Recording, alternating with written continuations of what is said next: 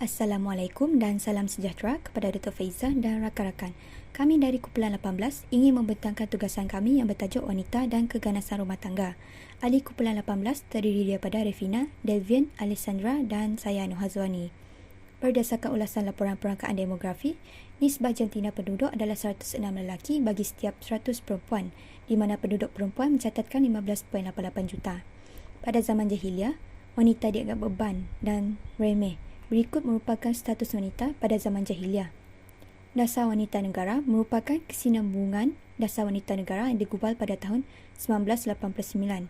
Berhasrat untuk menjamin pembangunan dan pengupayaan wanita.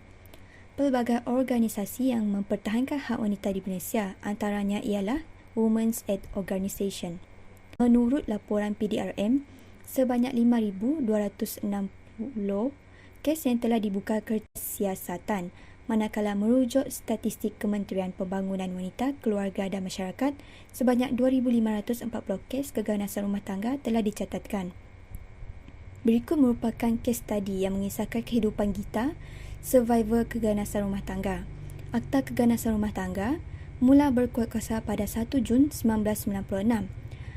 Memberi perlindungan kepada mangsa melalui Perintah Perlindungan Interim dan Perintah Perlindungan. Antara maklumat Akta Keganasan Rumah Tangga ialah memberi perlindungan undang-undang dalam situasi rumah tangga dan perkara-perkara bersampingan dengannya.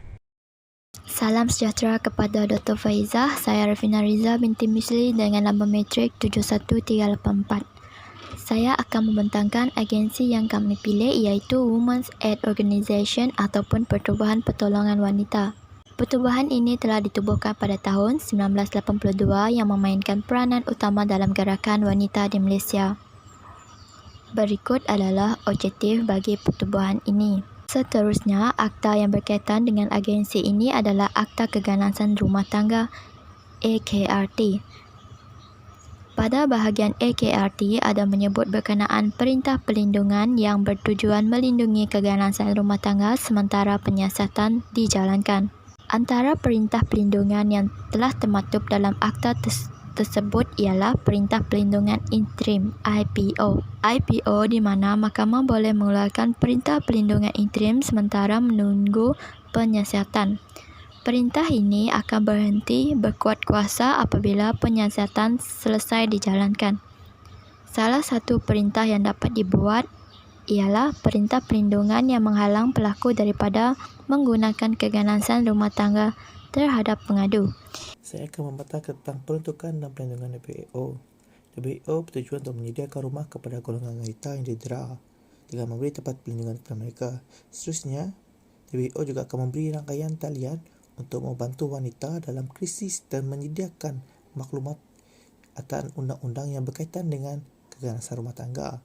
Seterusnya, WAO juga akan menyediakan khidmat sosial khas seperti kaunseling bagi membantu wanita yang mengalami masalah dari segi mental dan sokongan moral.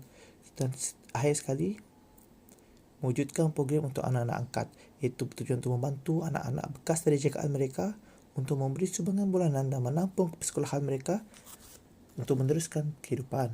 Dan seterusnya, saya akan membentangkan tentang pelaksanaan AKRT ataupun dikenali sebagai Akta Keganasan Rumah Tangga. Mangsa AKRT boleh memohon IPO di mahkamah di tempat mereka berada dengan syarat di manakah tempat pengadu tinggal, apakah jenis keganasan yang berlaku. Pengadu juga akan ditempatkan buat sementara waktu sekiranya didapati keganasan itu berterusan. Yang keempat, pemohon secara ex parte ataupun pemohon, peguam pemohon atau seseorang pegawai kebajikan masyarakat bagi pihak pemohon. Yang kelima, mana-mana perintah perlindungan tersebut boleh dibuat secara berlaku pelanggaran perintah perlindungan ataupun dilanjutkan dengan tempoh tidak melebihi 12 bulan dari tarikh habisnya tempoh perlindungan dengan syarat pelanjutan perintahan perlindungan itu tidak boleh dibuat lebih daripada sekali. Seterusnya, mahkamah boleh memerintah tertuduh membayar papasan untuk kerugian yang dialami atau ditanggung oleh mangsa. Papasan tersebut dikira sebagai papasan kesakitan fizikal, papasan penderaan psikologi atau kecederaan emosi yang dialami, pampasan kos rawatan yang kecederaan, pampasan kehilangan pendapatan yang dibangkitkan daripada amount, nilai harta yang diambil atau dimusnahkan, pendapatan atau dirosakkan oleh tertuduh, dan pemberajaan rumah terselamat dan sebagainya.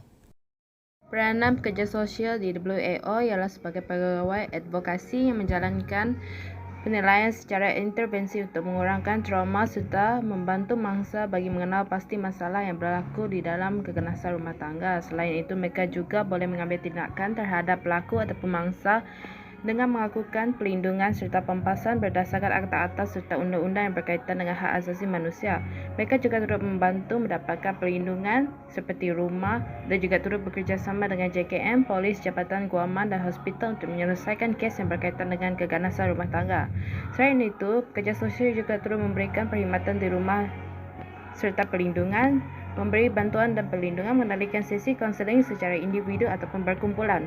Mereka juga terus membantu memperkasakan golongan wanita di negara ini, menyelamat serta memperjuangkan hak wanita, memberi sokongan secara langsung dan tidak langsung dalam sesi kaunseling, iaitu menyediakan jaminan seperti bantuan rumah, makanan, minuman dan lain-lain serta menolong klien menyelesaikan masalah keganasan rumah tangga dan juga menyediakan program pemulihan.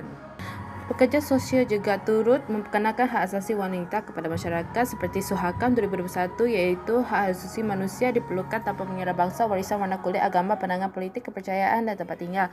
Mereka juga membantu untuk mencegah dan mengurangkan isu keganasan rumah tangga serta memperkenalkan dasar kebajikan sosial kepada masyarakat. Mereka juga turut meningkatkan kesedaran masyarakat mengenai hak wanita. Melakukan advokasi juga, mereka turut memperjuangkan keperluan dan hak-hak masyarakat dengan mematuhi polisi sosial dan undang-undang. Mereka bertanggungjawab memberi kesedaran dan komitmen kepada klien untuk menimbulkan penyiarasan serta merapatkan hubungan antara klien dengan pekerja sosial. Mereka juga turut sebagai peguam bela, iaitu menegakkan keadilan sosial dan masyarakat serta pekerja sosial berperanan untuk memelihara kehidupan masyarakat di Malaysia terutama dari segi sosial. Sekian sahaja pembentangan kami. Terima kasih.